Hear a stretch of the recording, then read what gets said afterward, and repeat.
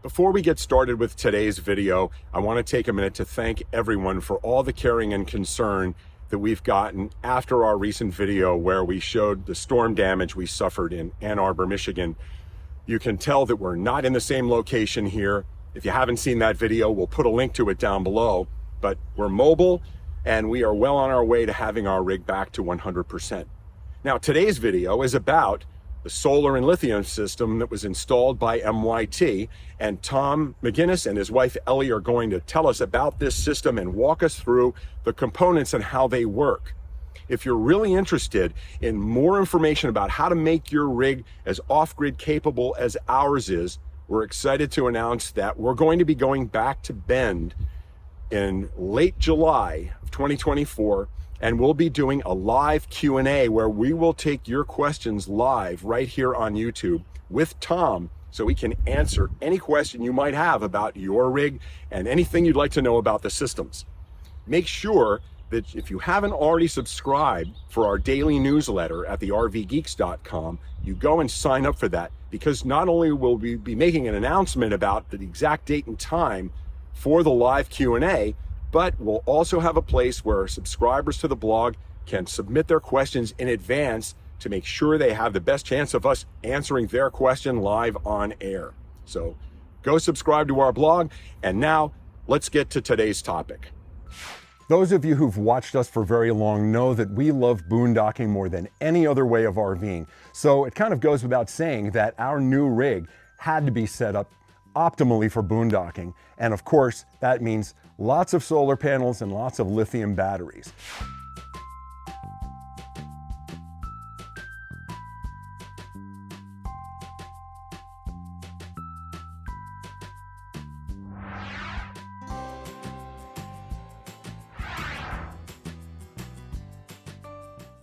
So we've come to Bend, Oregon, to the experts in how to put in the most professional solar and lithium system that we've ever seen.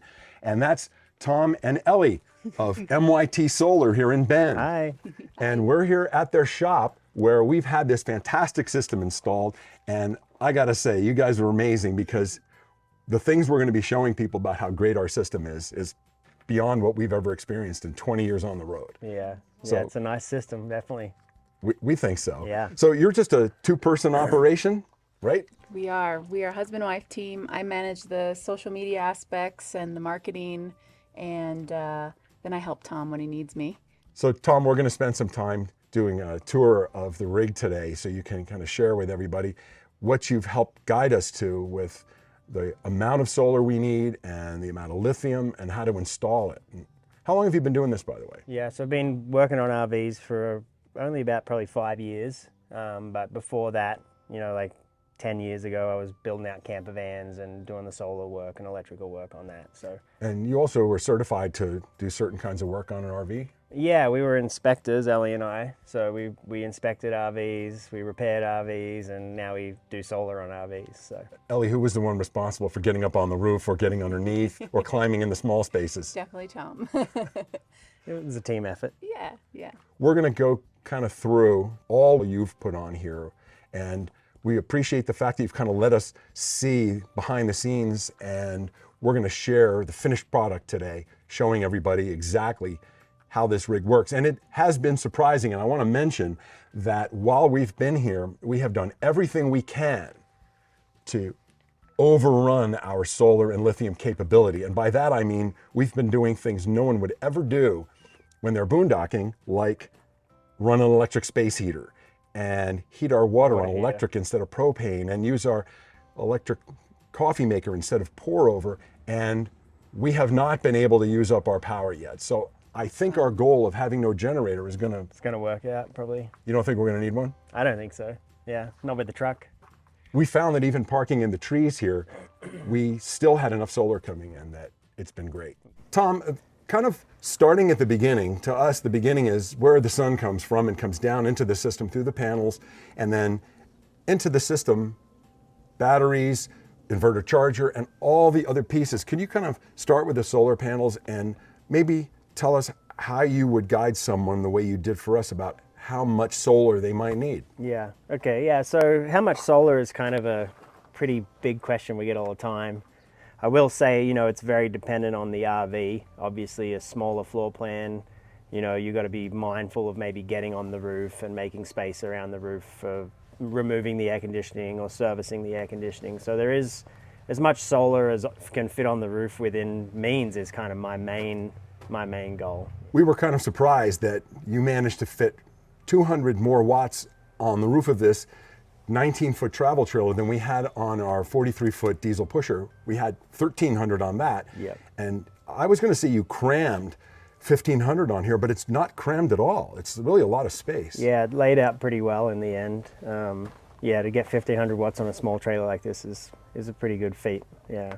We wanted to go bigger. We originally thought, well, maybe we would do 1,800, 2,000. Yeah. But it wasn't reasonable to do that and still be able to walk the roof. I mean, do people sometimes put up systems that are so huge that the roof is just completely covered and they can't access anything?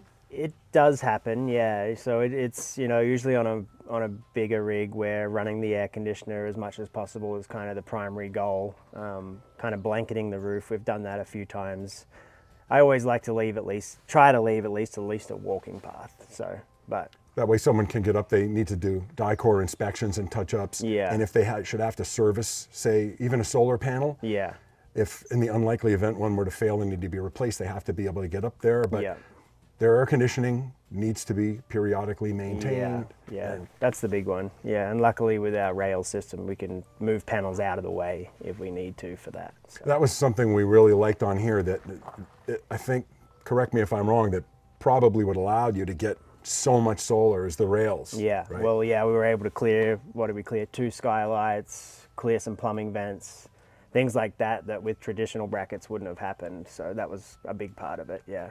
Now we noticed that you were working on a big fifth wheel also during the time we've been here, and that didn't have the rails on it. Is that because of the shape of the roof? Yeah, because of especially for the outdoors RV fifth wheel that we were working on, the roof was very much, you know, it was a lot of curvature that way and a lot of curvature that way. Our rail system generally works when the roof it can be curved, but uniform from front to back, so, which this definitely was. And what about the decision between going series parallel or series parallel, which is what we have? Right? We ended up going series parallel, yeah. So with this 12-volt system, we were able to fit 1,500 watts, which put us right at about 100 amps on the charge controller, which maxes out the charge controller. Okay. And by putting 3 series and then 2 parallel with those, bringing them together, we got, you know, a little bit of benefits of parallel configuration in terms of shade, but also the benefits of series and having a nice high voltage from the array coming down to the bank. So. And so for people who aren't familiar with the difference between parallel and series, that if you, and you'll correct me on this if I'm wrong, if you put all the panels in one string, yep. all 6 panels in one series, yep. that if one of the panels were shaded, all of the panels would be affected, right? They'll all be affected to some degree, yeah. It's not as drastic as a lot of people might think out there, but definitely if those same panels were in parallel, then yes, that shade effect is going to be much, much less than if they were all in series. We did notice that the way you install the batteries, it almost looks like there's no cabling at all. From one side, you just see the 3 Battle Born Game Changer batteries sitting there, and there isn't a single cable visible at all. Yeah. And on the other side, there's just the 2. There's the main positive and negative out. Coming out. Yeah. Is it those bus bars that connect them that makes that also clean? Bus bars keep it pretty clean. The bus bars for the batteries themselves, so luckily the Game Changers have a nice, you know, way that you can wire them with bus bars versus cabling, which keeps it clean. Honestly, just a fair bit of planning and where the batteries will go, what orientation they'll be in. You know, I know that was a pretty tough one on this install with those batteries, getting them in the pass-through, but they fit just perfectly, you know, and in a way that they're in such a block that you can use both sides of the pass-through still, which is nice. You were great about that. We wanted to make sure we had room on both sides because I really don't want to have to put a slide tray in because it uses up so much space. Yeah. And the fact that you were able to take those Game Changers and put them right in the middle of the rig gave me room to reach in from either side of the pass-through, and it's like I lost maybe space for 1 bin. And good for weight balancing too, to have that much weight centered in the trailer. Yeah. Great. Well, why don't we go inside and take a look at really the showcase part of the whole system. And I want to have you show us what everything is, Yeah, and what that sounds all good. does. Great. Let's Great. do it. So Tom, I know this is a particularly small rig, a 19-foot body, 25-foot overall length. Does that make it a little more challenging to kind of squeeze things in? Definitely, yeah. Obviously, you know, space is always a big thing, you know, and even on a bigger rig though, we try to keep the systems in as small as space as is acceptable, you know, with clearances and things like that. But yeah, getting this one in this space was pretty tricky. This one, the bed's over the dinette, Yeah. and it's a really comfortable bed and a giant dinette. It's a great But I want to dinette. show the space Yeah. that we have available. These drawers underneath here. So on this side, you know, we have this drawer space here, and I want to really show this drawer. And this is all the space we had. And on the other side, where we ended up putting all the gear, we had to lose this drawer. Yeah. But it really wasn't optimally set up anyway, because there's so much lost space from that drawer, right? Yeah, and this drawer was even a smaller drawer in comparison to that one. Yeah, so we can see on here, these vents, you added these, right? Yeah, yep. We added 3 vents for a little extra ventilation for all the equipment. Great. So I think what we should do is maybe you want to go turn the lights on, Sure. so that when we open this up, all the lights are on. See it all lit up. Yeah. Yeah. That'll do it. All right. So we'll come back over here. And now I'll open this up. And this is kind of like a huge reveal here. This is so exciting to see what this looks like compared to what it used to look like. And there is all the beautiful equipment. So one thing that was particularly, I want to say, surprising to us is how beautiful something like this can be. Did you go to art school as well as solar and repair school? Where did you learn to lay things out in such an appealing visual way? I think part of it was just in doing RV repair a lot. You know, I saw things that maybe weren't laid out as good as they could have been. And me having the time to think about the equipment and design the system, I have, you know, I give myself a week to do these installs. So I want to make sure that things are carefully placed. And yeah, I want it to be aesthetically pleasing as well as functional. So, well, it's something to look at, even down to this beautiful etched piece of plexiglass, which we love your brand being on there, and we're proud to show off what you've done here.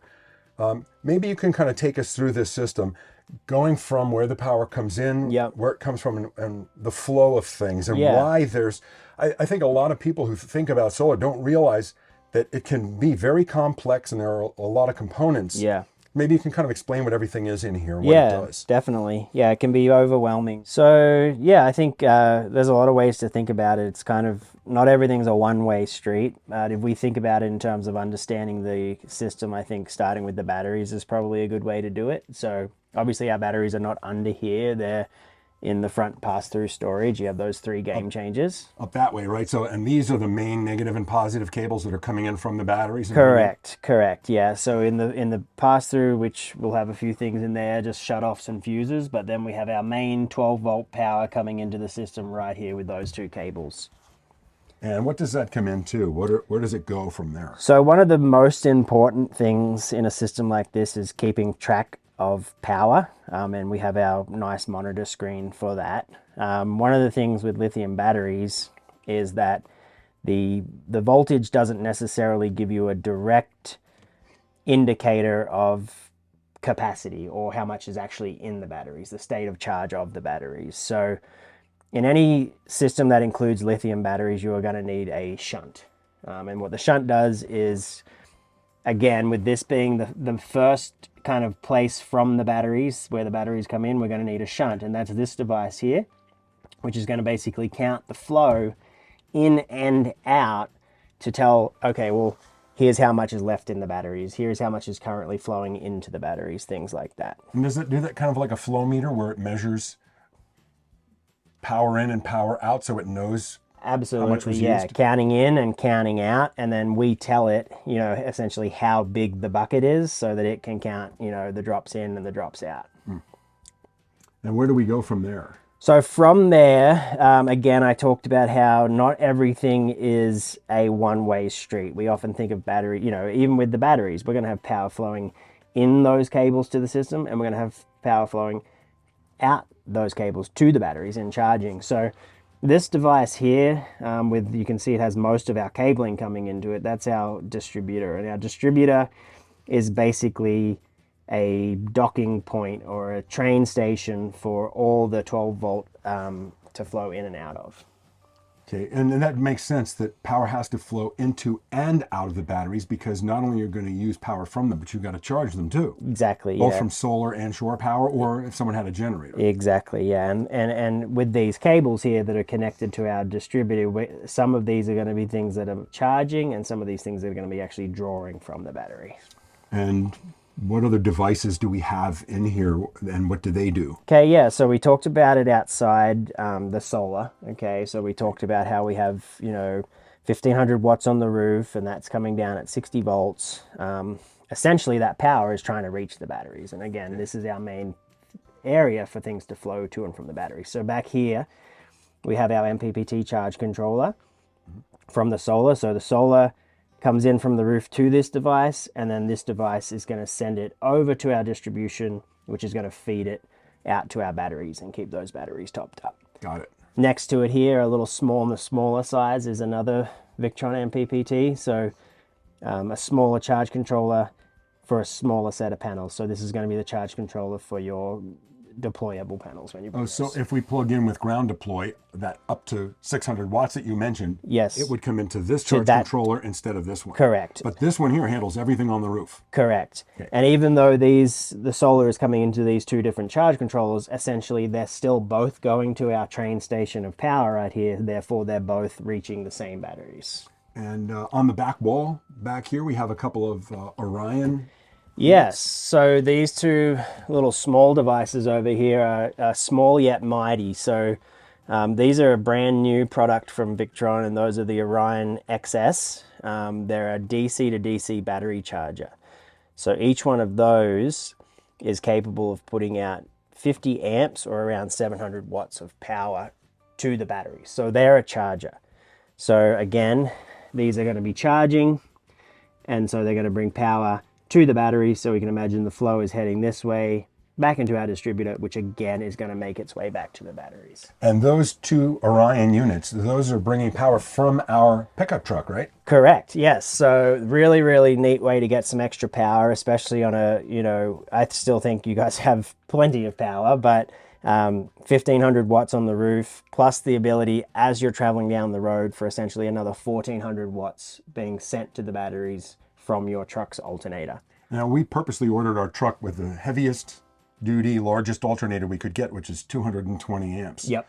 And we can pull as much as 100 off of this. Correct? Yes. Yeah. So really, really, really great. A lot of builds will maybe have one of these, but having two of these and being able to control them from in the truck is pretty nice, seeing what they're doing. So as you guys are going down the road, you'll have your solar charging the batteries, but you'll also have all that power coming in from your truck to this system.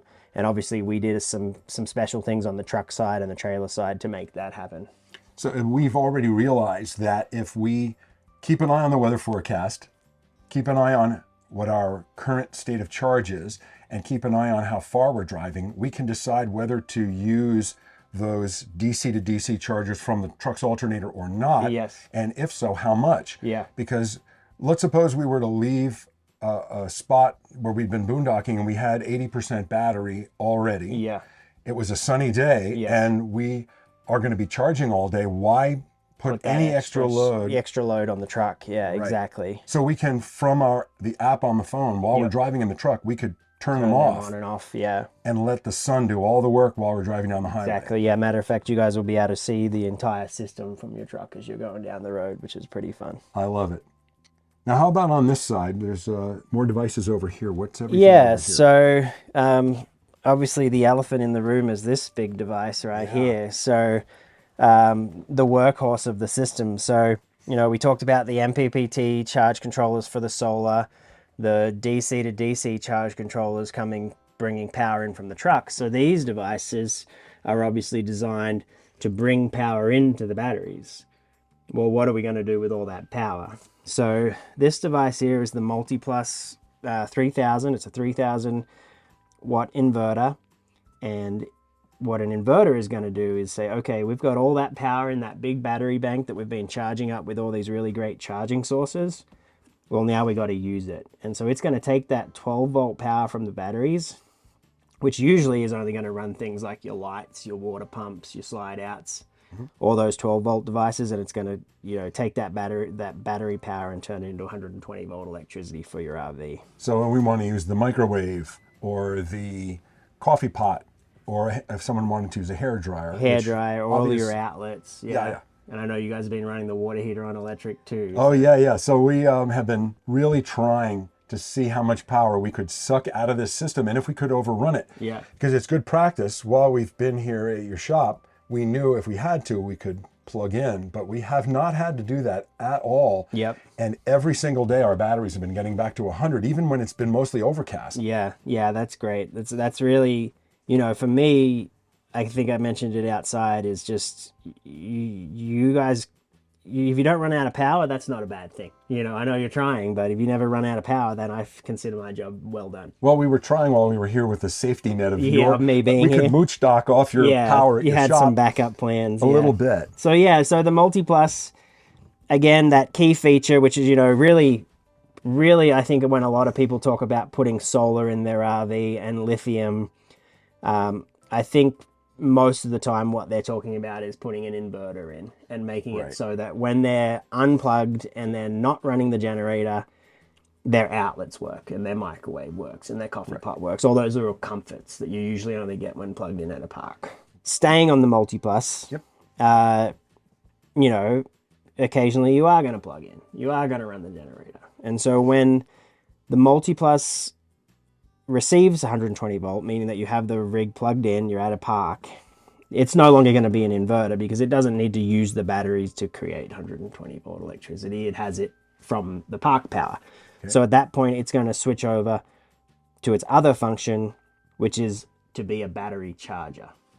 And it's a heck of a battery charger. So one of the really nice things about the Multiplus replacing your onboard factory charger, the converter, is that your Multiplus can charge your batteries at 120 amps. So think of it maybe like 4 times as fast as your original charger, which is important with such a big battery bank. Yeah, when you have that many amp hours to replace, It's nice to charge them up really, really quickly with that Multiplus. Right. And this last unit over here, what does that do?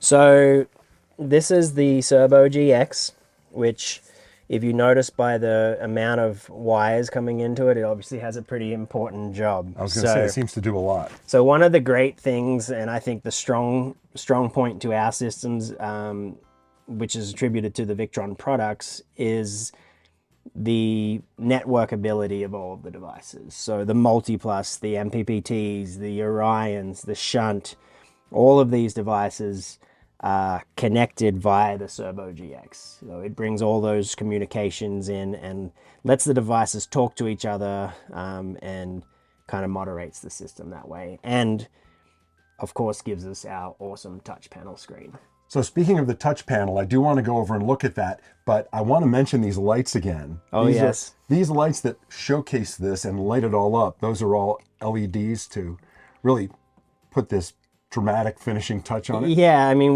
like I said, looks are a big part of what we do. Functionality obviously comes first, but we want to make sure these systems are going to last a long time. You know, this equipment is very high quality equipment. Lithium batteries, we know, lasts a long time. Our install is going to last a long time, and therefore we want to make sure that it looks the look of it equates to the quality of the components and the install.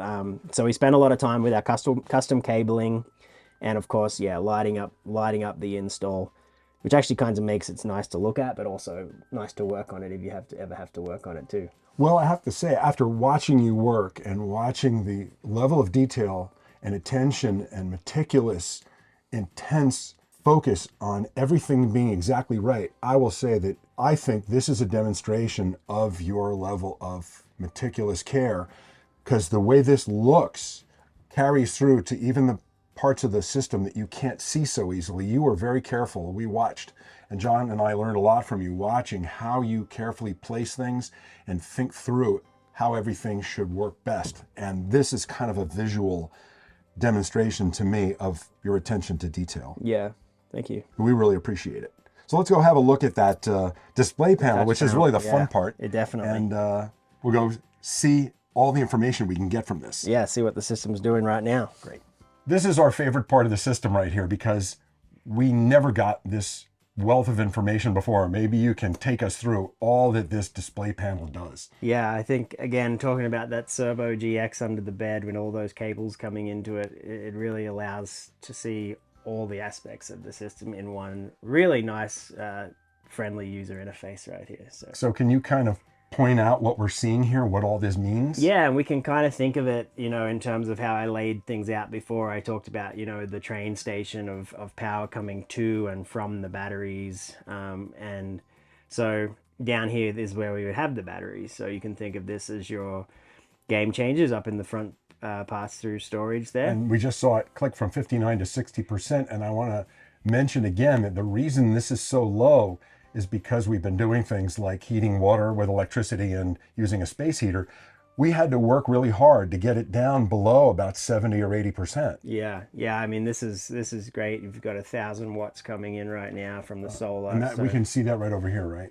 So yeah, so batteries are here. This would be our MPPT charge controllers. Obviously, we only have the roof one activated coming in right now, and so you can see the actual power flowing in from the solar into the batteries right here and charging our batteries up. Am I seeing correctly that we are netting 962 watts charging into the battery right now? Correct, yes. And that would be the total of what's coming in on the roof. Correct. Minus what we're pulling What you're out. running, yeah. So 1,058 watts coming in. We've got a little bit 120 volt stuff, maybe some phone chargers or something plugged in, but we have some. This is our 12 volt stuff that we're pulling right now, which is obviously going to be our lights and things like that. But overall, we are adding into the batteries 960 watts worth of power. So how long would what's the theoretical maximum that we could get on our system right here? What's the total we could get? So you have 1,500 watts of solar, which in theory means you could get 1,500 watts of solar at one point. You're likely to see maybe 75, 85% of that most of the time. But even on some cloudy days, actually, you may see that hit 1,500 watts. So Because we noticed that one day we were here that we got up to, I think, about 1,300 plus watts. Yeah. And it was slightly overcast. And Yeah.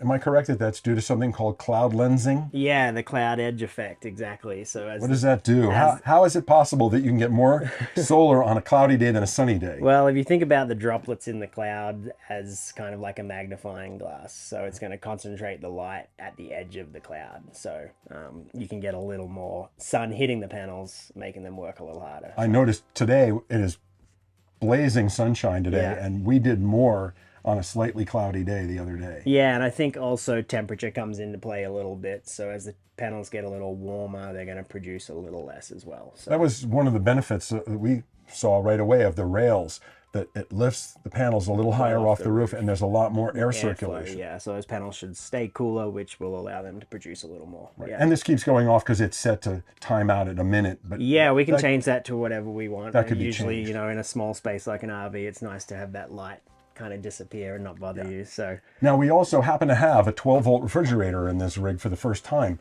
And that meant that for the first time, we have an electric refrigerator, yep, but no generator. yeah, And that is really our goal here, that we do not want to have to own a generator. yeah, especially just to kind of keep the fridge running, which you can't put on propane anymore. Yeah, so what do you think? Are you thinking we're looking pretty good? I think you'll have plenty of power for the fridge and probably plenty of power for some of the fun stuff like making coffee and microwaving and all that kind of stuff. I think so too, because it's still early in the day. Yeah. And even though we managed to drag this very far down, it's already come back to 60. And I'm going to guess we're going to be mostly charged before the end of the day. Yeah, exactly.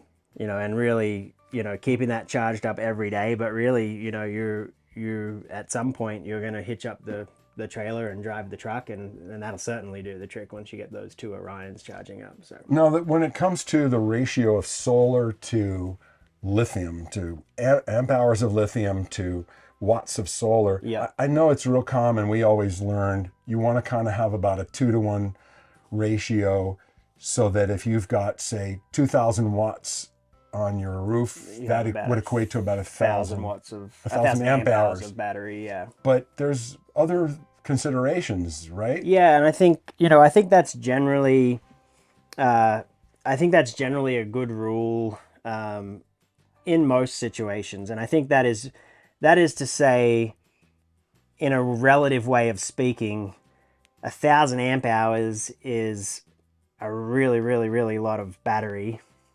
2,000 watts of solar is a really, really, really lot of solar. So it's more to directly compare the amounts of each individual part. But I wouldn't necessarily say that a 2-to-1 ratio between the two is this kind of golden rule.